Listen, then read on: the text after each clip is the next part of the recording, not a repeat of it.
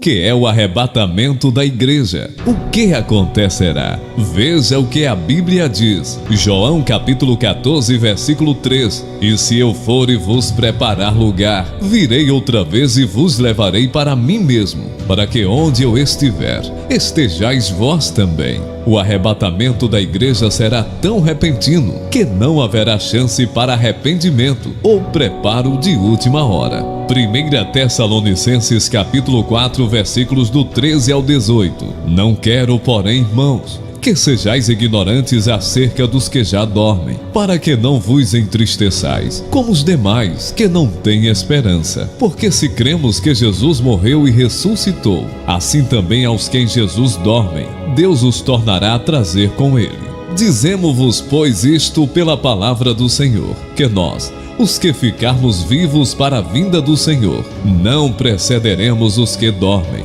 Porque o mesmo Senhor descerá do céu com alarido, e com voz de arcanjo, e com a trombeta de Deus. E os que morrem em Cristo ressuscitarão primeiro.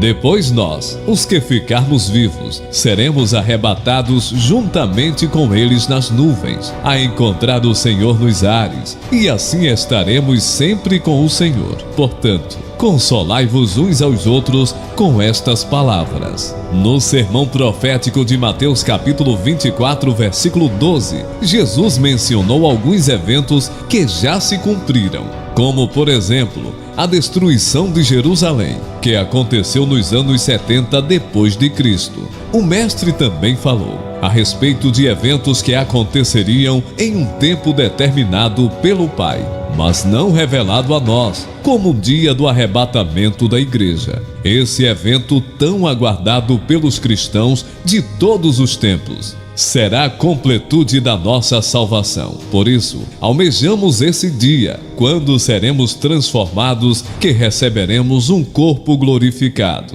O que é e quando se dará o arrebatamento? A palavra grega para o arrebatamento é harpazo e significa retirada brusca. O arrebatamento será uma retirada sobrenatural e rápida da igreja do Senhor da terra, culminando no encontro com Jesus nos ares. Esse é um tema tão importante para os cristãos que no Novo Testamento o apóstolo Paulo escreveu 2 capítulos para tratar a respeito desse assunto. 1 Coríntios capítulo 15 e 1 Tessalonicenses capítulo 4.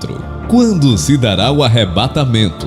Ao longo da história, muitas pessoas se aventuraram em marcar o dia e hora em que o Senhor Jesus voltaria. Entretanto, todos os que assim procederam foram desmentidos e envergonhados. A palavra de Deus afirma que, mas daquele dia e hora, ninguém sabe, nem os anjos que estão no céu, nem o Filho, senão o Pai. Marcos capítulo 13, versículo 32. Então, se você receber algum áudio no seu aplicativo de mensagem, marcando o dia e a hora da volta de Jesus, não acredite, pois é mentiroso.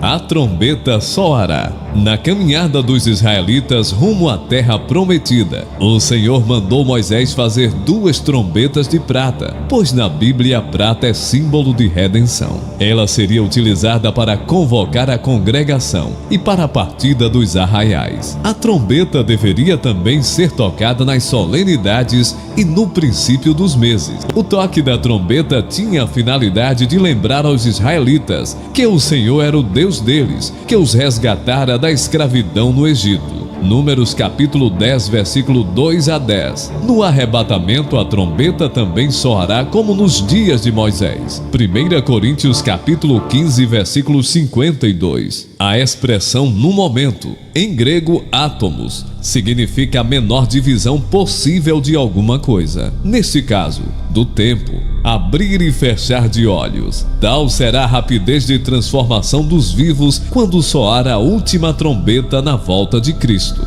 O Senhor estará convocando o seu povo desde o primeiro justo morto, o qual ressuscitará até os que estiverem vivos na sua vinda, os quais serão transformados a encontrar o Senhor nos ares, nesse instante solene de alegria para todos os salvos em Jesus Cristo. O arrebatamento da igreja para os crentes é a nossa esperança. Os crentes em Jesus pela fé Tenha a esperança e a certeza de que o arrebatamento pode acontecer a qualquer momento. Por isso, o crente fiel procura viver de maneira sóbria, justa e piamente, aguardando a bem-aventurada esperança e o aparecimento da glória do grande Deus e nosso Senhor Jesus Cristo. Tito, capítulo 2, versículos 12 e 13. A certeza da esperança de que Jesus voltará nos leva a viver como Simeão, um homem justo e temente a Deus, que durante anos aguardava a promessa da consolação de Israel. Lucas, capítulo 2, versículo 25. Todos os salvos em Jesus Cristo serão arrebatados e, num piscar de olhos, transformados.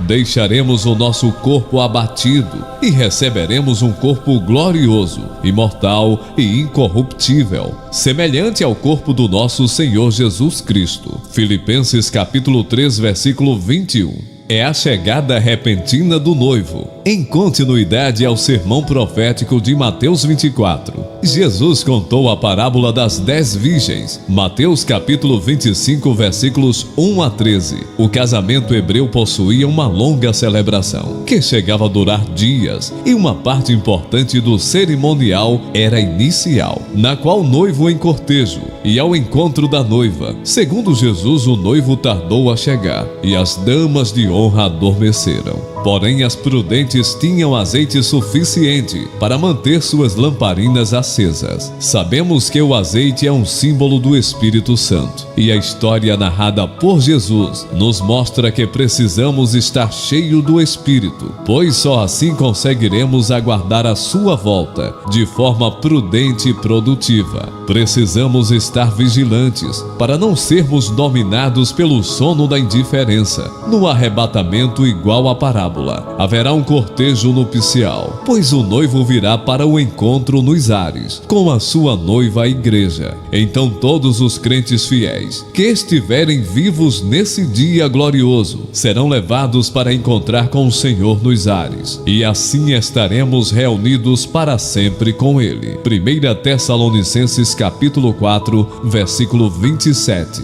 E a derrota da morte. O apóstolo Paulo, escrevendo aos Coríntios a respeito da ressurreição, afirma que a morte será tragada na vitória. 1 Coríntios capítulo 15, versículo 54. A vitória sobre a morte acontecerá simultaneamente com a redenção dos justos que morreram desde Abel, pois a morte será derrotada com efeito retroativo, e até o mais novo convertido, naquele momento, será transformado e receberá um corpo incorruptível. 2 Coríntios capítulo 5, versículo 4.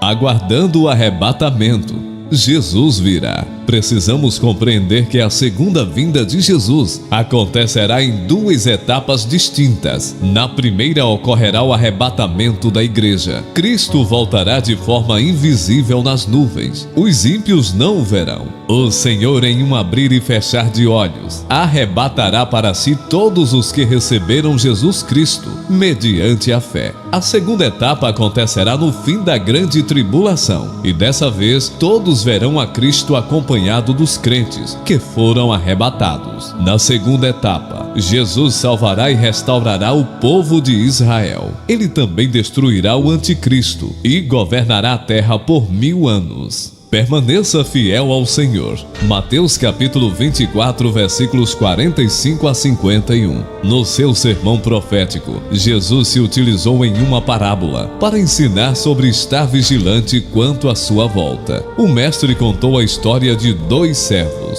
um fiel e prudente e outro mau. O servo mau pensou que o seu senhor demoraria a voltar.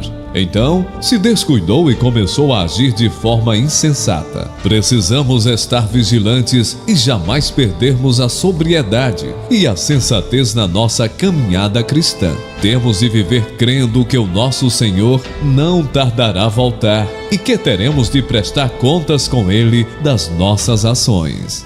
Utilize os seus dons e talentos para a glória de Deus. Mateus capítulo 25, versículos de 1 a 13. No sermão profético de Jesus, o mestre fez uso de uma trilogia de parábolas. Parábola dos 2 servos, das 10 virgens e dos 10 talentos. Jesus conclui o sermão contando a história de 3 homens que receberam de seu senhor dinheiros, talentos para investir. O senhor deu talentos a todos e depois se ausentou, indo para um lugar distante.